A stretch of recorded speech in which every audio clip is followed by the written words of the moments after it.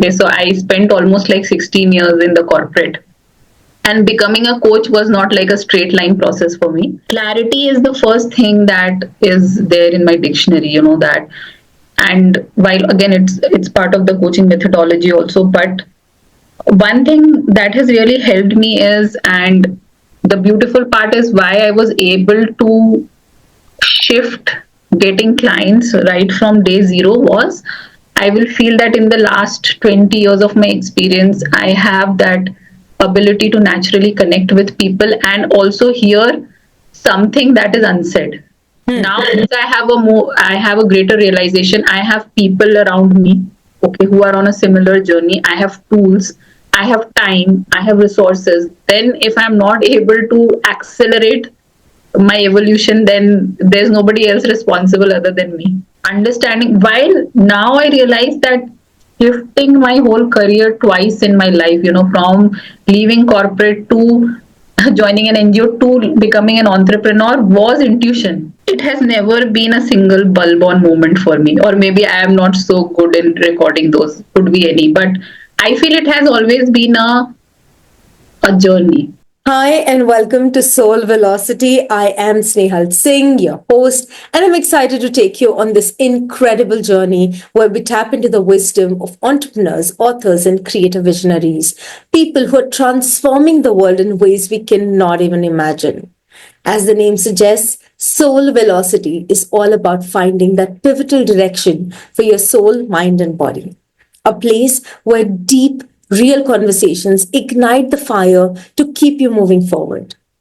Right now, I'm thrilled to bring you a special series called as Voices and Verses, 100 Authors and Countless Stories. This series is all about celebrating the writing world, connecting with authors, publishers, marketers, entrepreneurs, screenwriters, playwrights, and filmmakers who are shaping the stories that inspire us all. Through these conversations, my goal is to encourage aspiring writers, support seasoned authors, and spark new ideas that can inspire you to take you on your own creative journey to the next level. Whether you're here to learn, connect, or simply just enjoy some amazing stories, you are in the right place. Let's dive in together.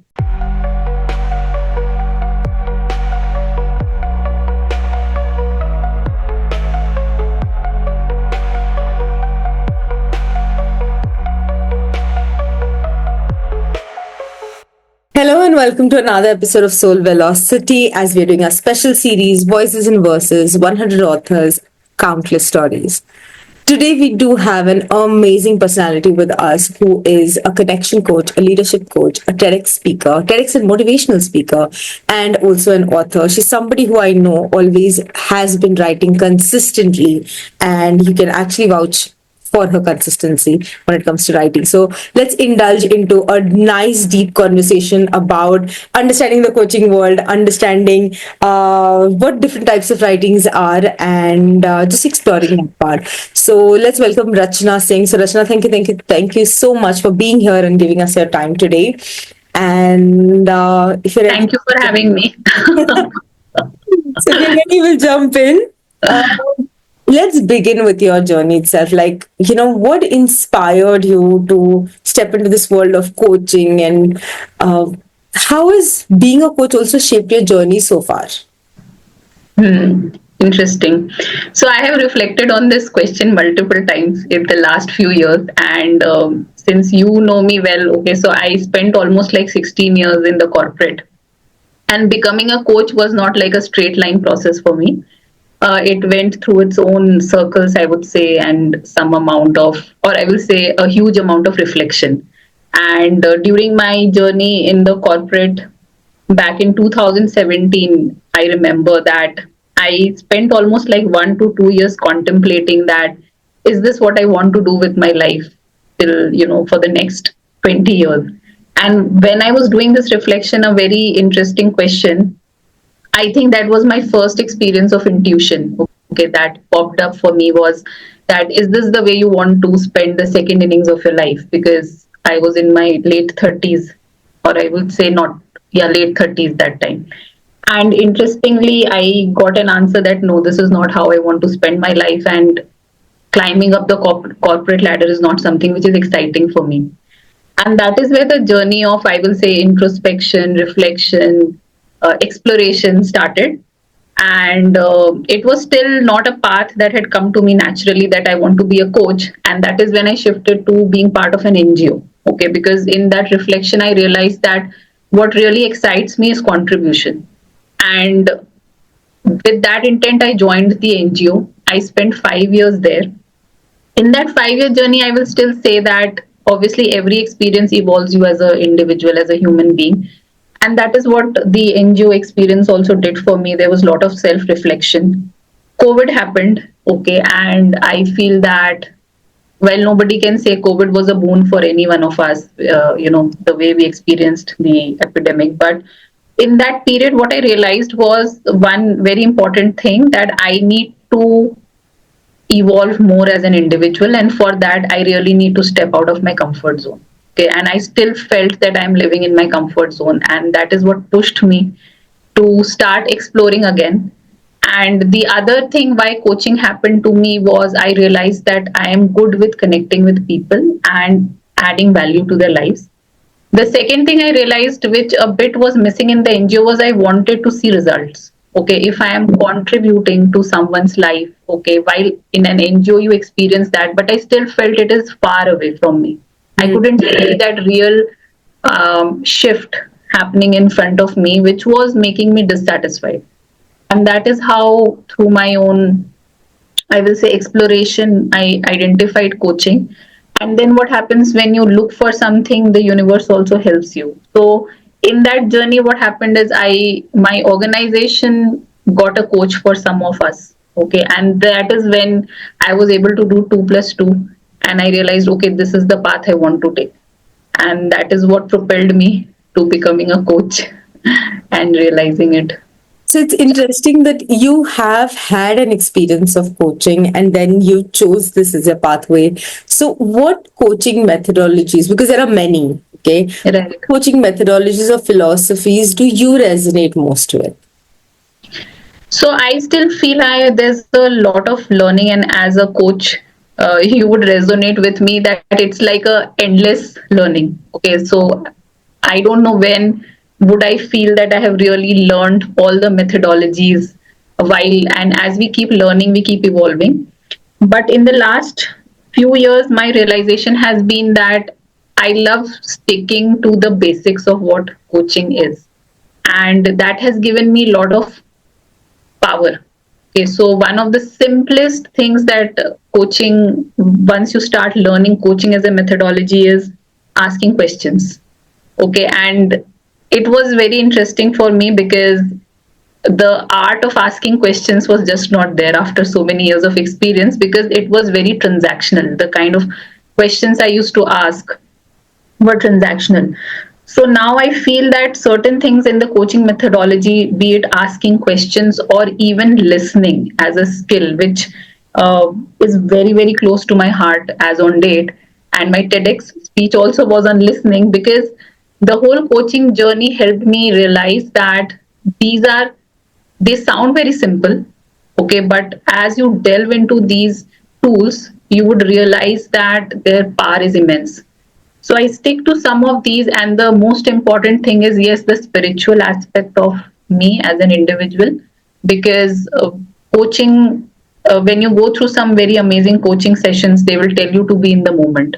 Right. It's never possible to be in the moment if I feel you're not spiritually connected.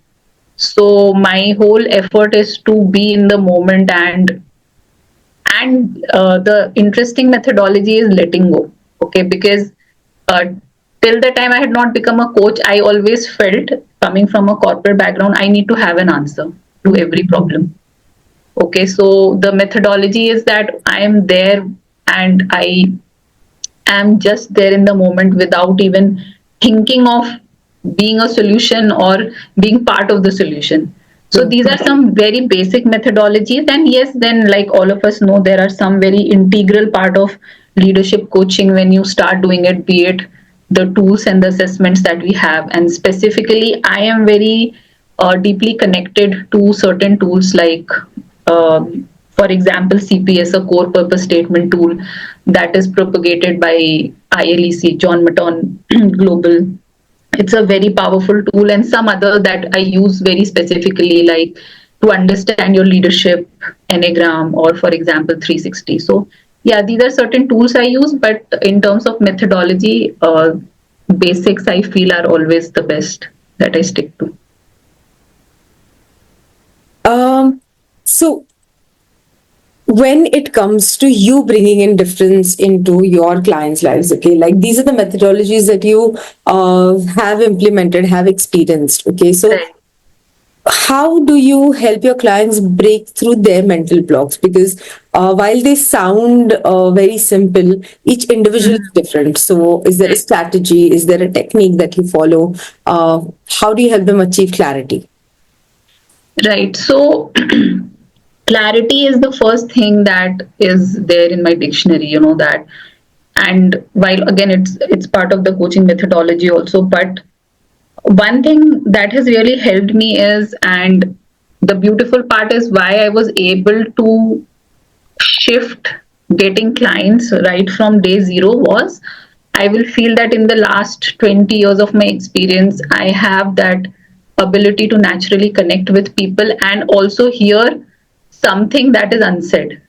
Okay, so I can do that even on a text message. And I will not say that got developed in me as a coach, because it was naturally there. So my team also, for example, if they message me, by the sound of the message, by the, I'll be able to feel something is different. Okay, and I will be able to get back. And there have been times in the past in my life where my team members or colleagues were like, how did you like get to know, because I know something is not right, so that is a natural, I will say, gifted ability that I have. The second value that, again, and it came through certain assessments that I also went through, is the empathy quotient. So if I'm empathetic naturally, then what will happen is that the connection will be very natural to the individual, irrespective of whether they are my client or they are not, doesn't matter. So till date, whatever clients I have worked with, there is a very deep relationship that has got formed, and it's just a reflection of what had happened in the corporate history also, where my clients are now my friends. So coming back to the question, I will say that when I work with my clients, the first thing that obviously I do is forming a trust, and every individual has a different way of building that relationship. Okay, and it's very unique to each one of us. So I will still say that, listening, questioning, trust building, everybody does, so what's so special about it? But still, when you reach out, and you talk to me or you talk to another individual, you will say, no, this is the person that I resonate with, or this is the person I feel that I can connect with more, right? And that is where the essence of that individual lies. So for me, the journey starts with very deep trust building, because the feeling that I carry for my clients is that I am not here to coach you, I am here for you. Hmm. And I'm here to solve for you. And I will be there with you, irrespective of, whether I have the solutions or not, because I believe that if we are in it together, we will reach somewhere. So I feel that immediate connection gets formed with the client. And after that, like I said, there are certain things. Interestingly, that happens with me is because I so strongly connect. There are a lot of times where the solutions will just come through me, or there is some tool recommendation that will come through me, which I feel will work. And the response I get from the clients is like, "Oh, how like did you get to, like, they have that bulb on moment that, okay, how were you able to guess that, or how were you able to gather that?" The other important thing is that we need to keep upgrading ourselves. So there's a lot of reading and writing that I do, which I feel then gets converted into knowledge, and then gets converted into adding value to the client's life. So I think the amount of learning that I have done in the last couple of years has been humongous, and it's still going on. So my intention is always to keep reading a coaching book, Mhm. irrespective of where I am in my own journey, because that is what is going to help me build my own skills. So yeah, and yes, the other valuable thing that I do is getting feedback. Hmm. And feedback not about, oh, tell me your aha moments, but it is about, something that you feel I could have done better for you Hmm. as a coach. And there are some very valuable insights that come out of that reflection, my own reflection journey and the feedback process. Interesting. Thank you for mentioning the writing part as well, because you are someone that I know who has consistently written, and your newsletters in LinkedIn have been a proof of that. That you have consistently shown up. Okay, so how did writing become a part of your journey, and what role does it play in your life? Yeah, so first of all, I want to give a credit to an individual because of which the writing journey happened, and that is sitting in front of me. Like, so I remember the initial, and I don't shy away from sharing you out there because uh, I think that it is important to have the right mentors in your life, and they accelerate your journey, and that is what happened for me with you, because writing is something that had parted ways with me 20 years back, right? And I used to write in school. I knew that this is my strength. I lost it during my professional experience because people used to tell me I write well, because at that point in time also, but that writing was very professionally, email related kind of writing. So when the journey with you started, I remember that you had started off, if I remember correctly, that 30-day writing, which was channel writing, that you just write whatever you have to write. And I remember the first day I was like, how am I supposed to write whatever? Like, what am I supposed to write? With that intention, I had joined, but because we had spent some time together, I also had this visualization that I have to let go of the logic, okay, and I have to just go with the moment and be in the moment and go with the process. And I started writing, and I was like, I am sure whatever I will write will be gibberish because I don't know what will I write, right? And in that 30-day journey, actually gave birth to the whole series that I write on LinkedIn, which is again a spiritual moment for me, because that was an experience of being in the moment and experiencing the magic after a very long time in my life, right? Because typically we are so, I will say, focused on not being abstract that you tend to lose touch. And that is from where the writing journey started for me. It gave birth to the whole newsletter. And the other thing is that what I felt is I am writing for myself. I'm not writing for others, while the sharing is to help others make their journey simpler and more beautiful. But whatever I'm sharing is giving me more energy and power. So that is where the writing journey started, and that is why I've been consistently showing up, because it's a win-win. I feel, it's giving so much of clarity to me, a connection to the spiritual world, a connection to who I am, and then adding value to the life of others. Plus, yes, there have been some very beautiful feedback that I have, so that gives you again another level of energy, that a lot of friends and out of network people reaching out and telling me, oh, this resonated with me, oh, I was not aware, oh, this. So then you get, I will say, you get validated that, okay, yeah, this is something which is working well. So that is how the writing journey started for me. Then, if you're looking at the writing journey, Rachna, that you have had, it has been vast, and because you're a part of Dare book series, which is an absolute non-fiction. Right, You are a part of Navrasa, which is a totally storytelling aspect. Okay, and right. then you're pretty much writing very in a professional tone when it comes to LinkedIn as well, because that audience is completely different. So how do you kind of balance the creative aspect of you, and definitely there is that discipline aspect of you as well, because while you're doing all of this, somewhere I know that your book is also in the cooking, and it is going to be coming up. So how do you balance the creative, the discipline side of you being a writer? So I feel that it's like, I am right now in that phase where I feel like a child who has just got a treasure, okay, which I was there with me, but I was not aware. Okay, so with that, I will feel connection to the higher divine. You feel so energized that so much is not actually going on in my mind, to be very honest. It is just coming, and I am just feeling so happy and excited. So it is like we tell ourselves, it is who you are. And if you are able to express it and connect to who you are as a being, then automatically things will flow out of you. Hmm. The other valuable thing is that I write without an intention of getting something out of it, okay? Because I'm writing for my own self. And through the last couple of years, because of the feedback that I've got, and I will not say the feedback only on my writing, but even on LinkedIn, if you leave a comment, right, for Hmm. on some other person's post, and after that you get so many people liking or replying back to you, or and some very amazing moments.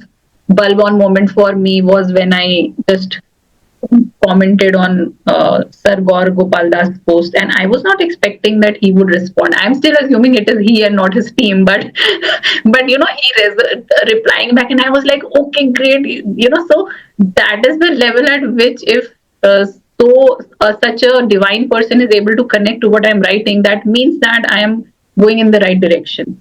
So how I just go about writing is I feel it comes out naturally. And what I connect with is that, yeah, the only thing I keep in mind is who's the audience. Because writing while writing is giving me energy, but I'm not writing only for myself, right? I'm writing to add value to someone's life. And the other important thing that I learned from one of my reads was that every second is important, okay? And the only thing that you cannot attach value to is time. So what I do is when I write, I still go through it again and again. That is it actually worth somebody else's time? Okay, or am I just eating up their valuable seconds and then they realize, oh, this was not what was of value to me. So that is why I don't write with the intention of okay, I have to write 40 pages, but I first write and then I go through it again and again depending upon which I will say platform it needs to go to, because fiction is different, like you rightly said, non-fiction is different, LinkedIn is very different. So especially for LinkedIn, I ensure that it has to be as valuable as possible in as less time to a person, so that they feel that okay, my time was well used. So that is I feel how I shift. And then I will not say my rituals are different for each one of them, but yes, you sit with a different mood, you sit with a different like since I started writing, I have also started listening to music. Hmm. Okay, which was completely like I can like I people who know me, they know I have like no, I had no connection to music. Okay, it was like okay, some interesting song which has gone viral, you will just listen to it and that's it. But now every day, there's a whole playlist I have. So when I start writing, there is that thing that you just tune in, and I am like, okay, I am all excited about listening to that music also, Hmm. rather than writing. At times that also happens. But yeah, those are some things which brings me, I feel, in that mode. Interesting. And I was actually going to ask you, is there any tool that you use? And you did answer knowingly, unknowingly about music as well. But you did speak about spirituality, and I know that side of you as well. So, how has spirituality like intertwined, or has it intertwined your approach towards coaching and writing? Has it influenced? What is your take? So I feel that the reason I became a coach was linked to being, getting onto that journey of being more evolved. Hmm. And I have no, I will say, I will not restrict myself from saying that all of us are selfish beings. And even if I am coaching, is it out of contribution? Yes, it is out of contribution. But the journey started from realizing that I have to get self. Can I reach that level of feeling self actualized? Hmm. Okay, and to reach there, we know the okay Maslow's hierarchy also, that contribution is part of it, right? Hmm. So I feel that my journey, I always say that I'm a soul searcher by heart, and my journey is always towards being becoming a better version of myself. okay, and reaching my highest potential. And how do I do that is only and only I have realized that if I contribute. The other valuable thing that I have realized is that there is nothing more that can give you happiness than being part of someone else's happiness.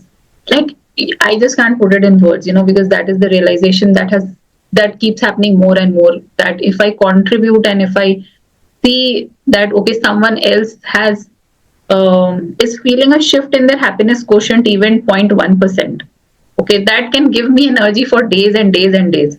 So somewhere I feel spirituality is my end goal would be to get rid of the cycle of birth and rebirth, which I tell myself in a very realistic way that is janam mein to nahi hone wala, because the kind of you really need to be at a different level to reach there. But yeah, that is the journey I am on. And I feel that with more and more realization, every day needs to be lived with more intention.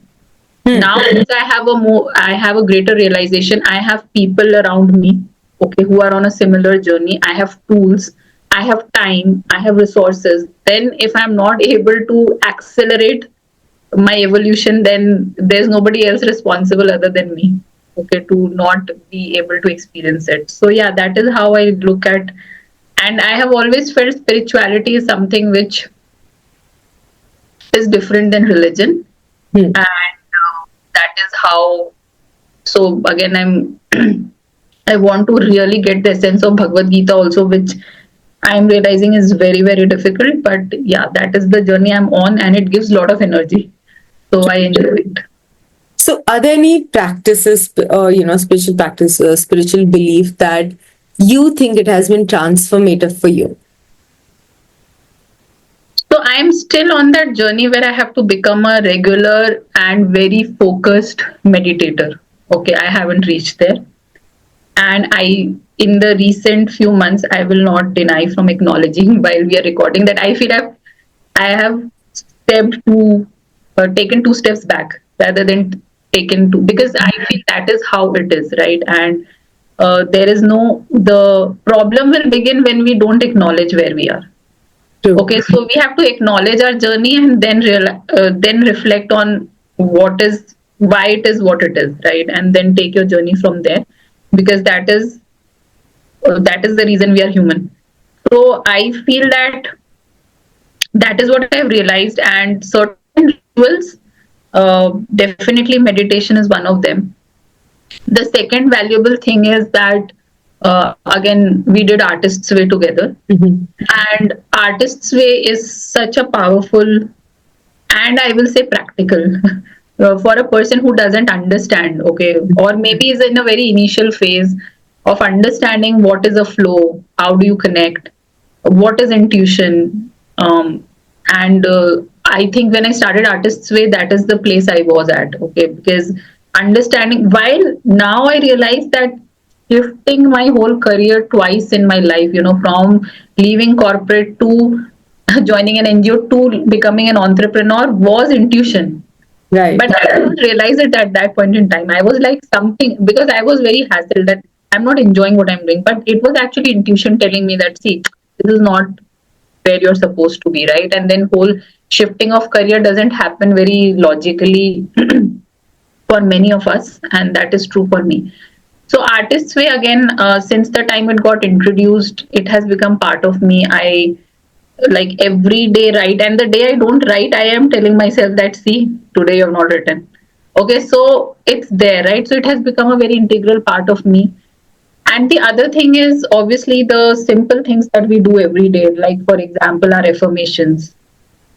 And one of the strongest affirmation I have is that let your faith be stronger than your fear, right? And it has become part of me, because the moment, like in the last couple of days, there are certain things which are not going my way, and I feel, see, this is the time when you really need to practice, okay? Because having faith and not feeling fearful when everything is going right, there's no value in it. But actually, am I able to embody what I believe in is only and this is a way of universe testing you that, okay, are you practicing what you feel? So these are certain practices I feel that are part of me.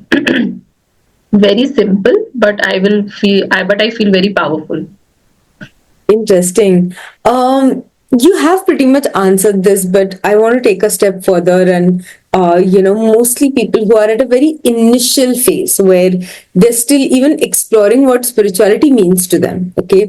Uh, so, what advice or suggestion or a tip that you think you can share for someone who is just, initiating their pathway into either self development or that spiritual connect, or as you say, to be divinely connected?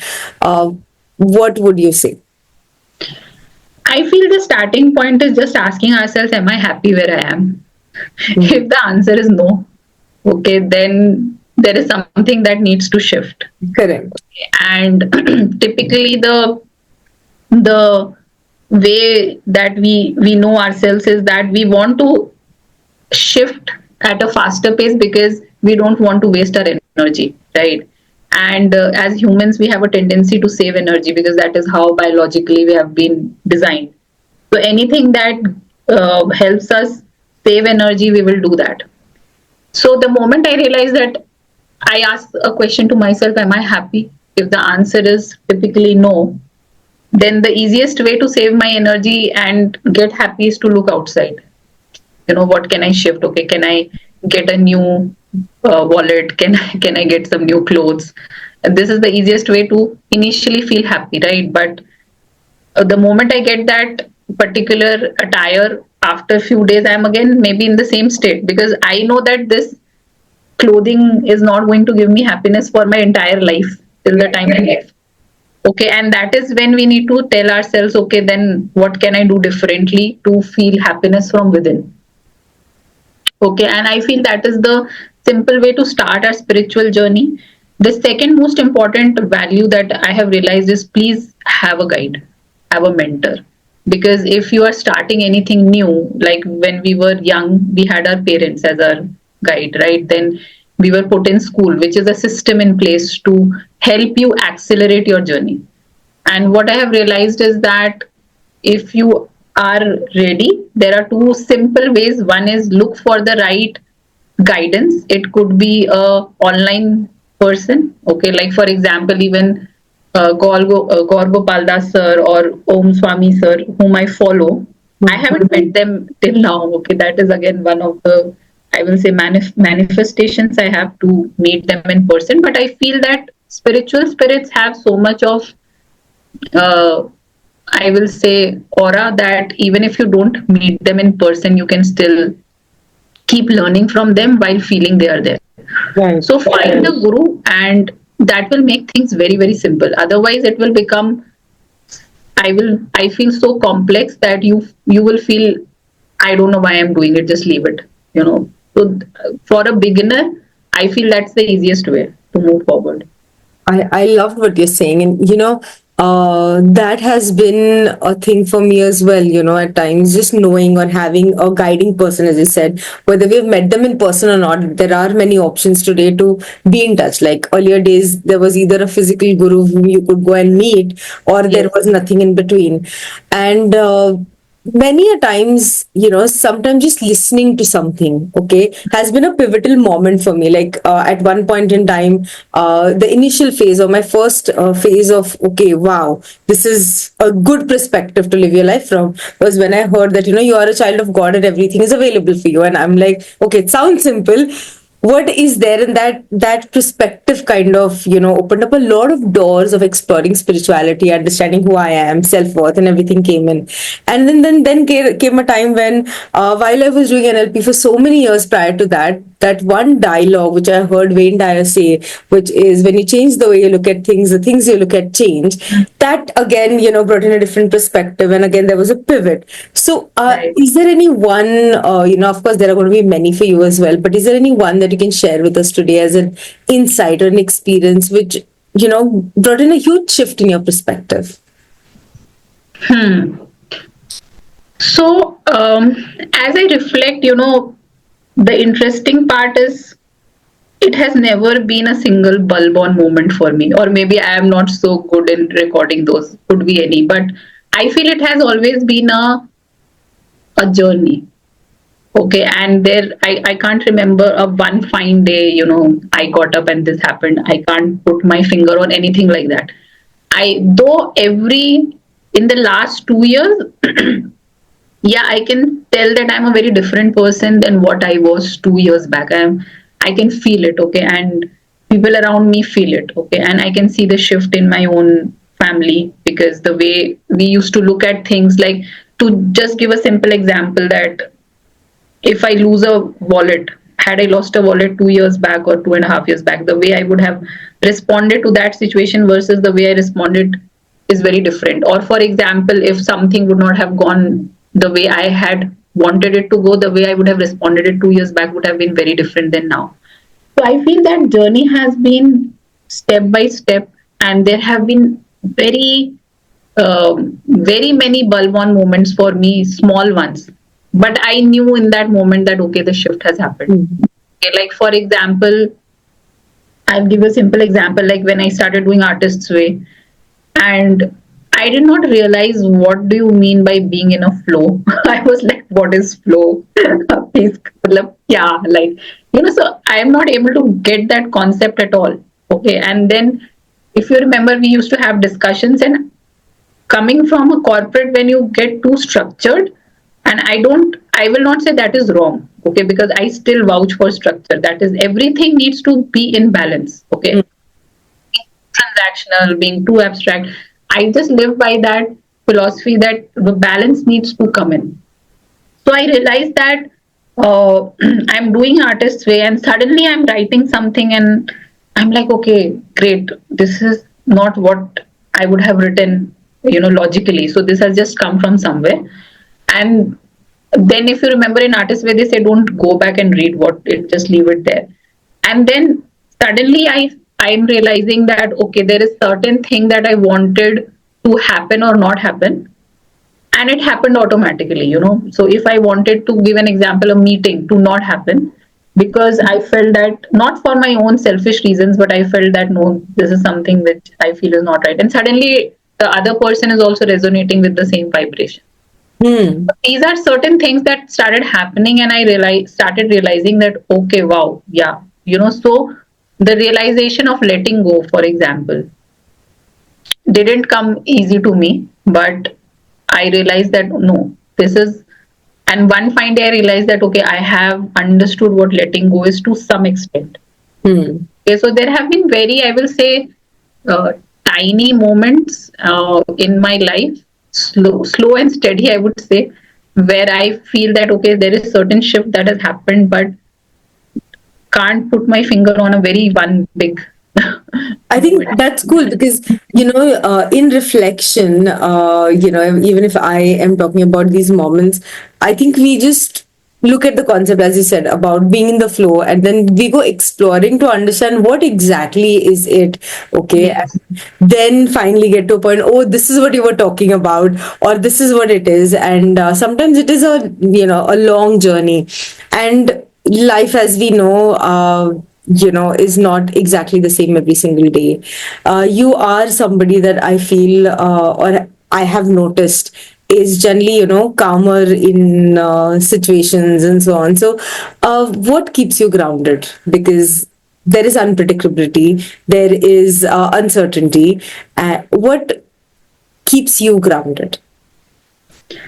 So again, I think it's not, I will say a thing, but I believe that what has really shifted in me in the last 2 years, and I believe that will keep me grounded forever if I keep practicing it, is just believing that you are no one. Okay, so basically, like we say, in me and you talk about, you are just a channel, or you are just a being. Okay, and when you look at the universe, you feel that what is there not to be grounded about, because it's like I feel that I am like nobody. Okay, so what is the way to keep myself looking at life in a very simple way is to just believing that there is a higher being, and that is the purpose you are here to serve. If I am able to even understand my purpose and take few steps in that direction, I may have lived my life. Hope purposefully in the way God has wanted it to be.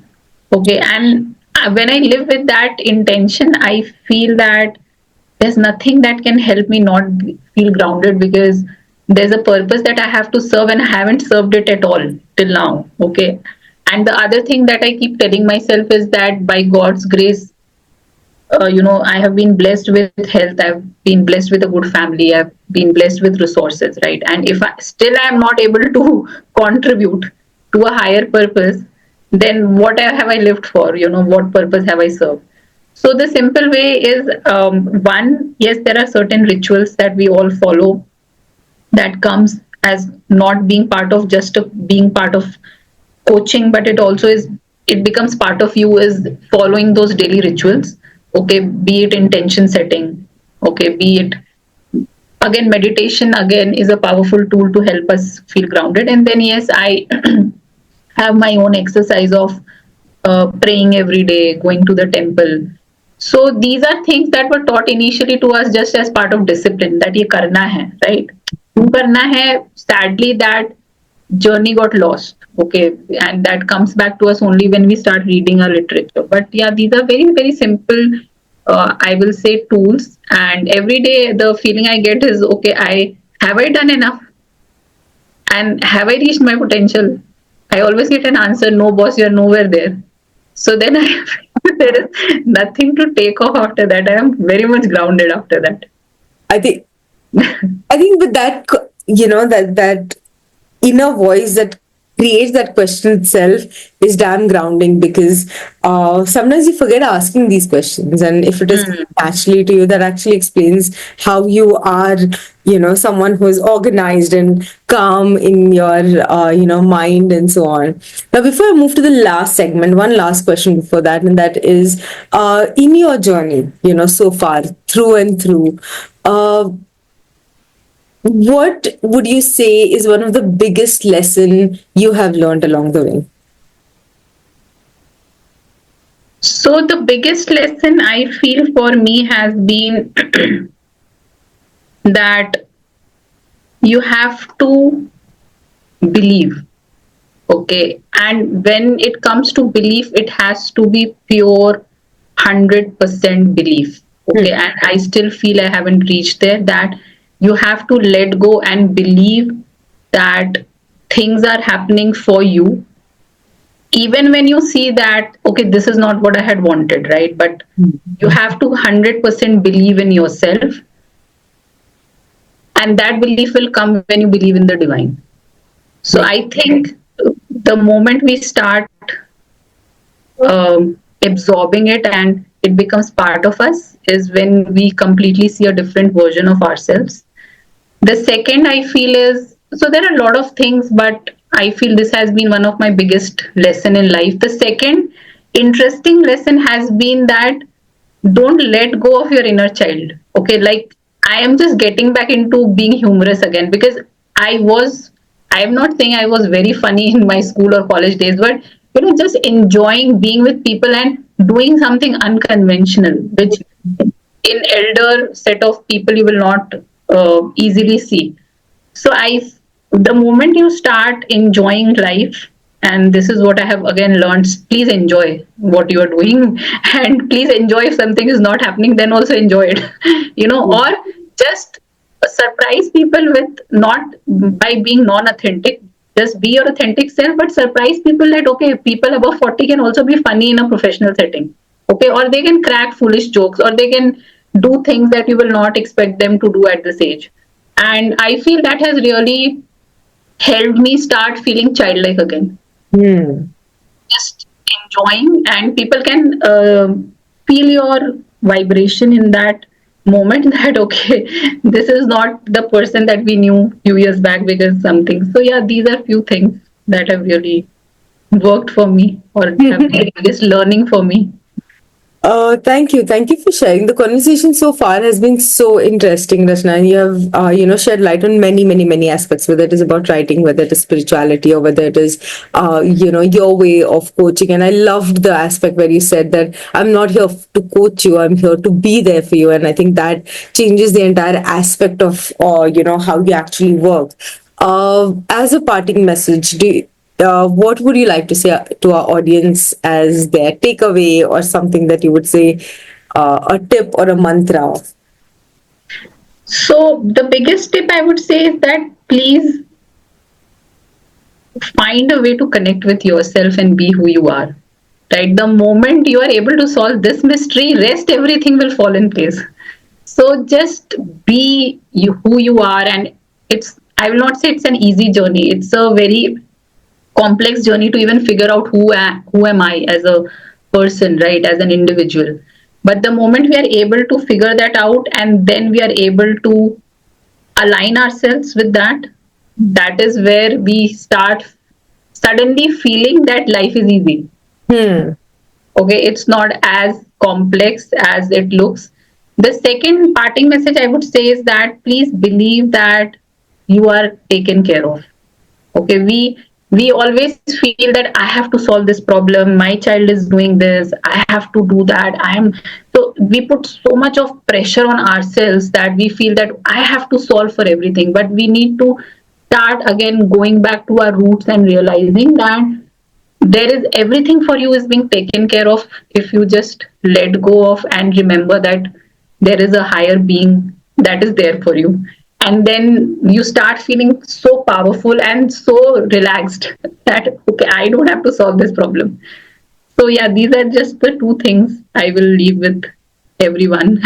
Perfect. Thank you, thank you, thank you for this, Rachna. It has been an amazing conversation, and I am looking forward to that book that is coming out. And guys, Dare and Navras are already out, so you can go ahead and check out both of Rachna's writings there.